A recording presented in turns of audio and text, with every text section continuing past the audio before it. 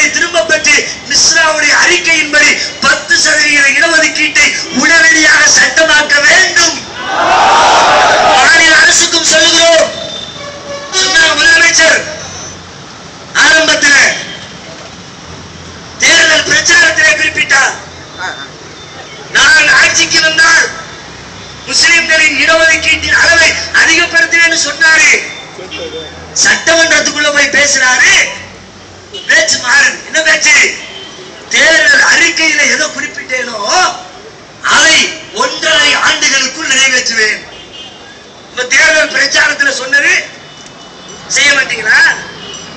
நாங்க நம்பினது, எங்கள் மக்கள் அதற்கு அதை ஏற்றுக்கொண்டது, அதற்காக உங்களை பெருவாரியான வாக்கு வித்தியாசத்திலே வெற்றி பெற செய்து சட்டமன்றத்திலே தண்ணி கிடைச்ச ஒரு ஆளுங்கட்சியாக அமர வச்சன எப்படி உதாசீனப்படுத்துவீங்களா?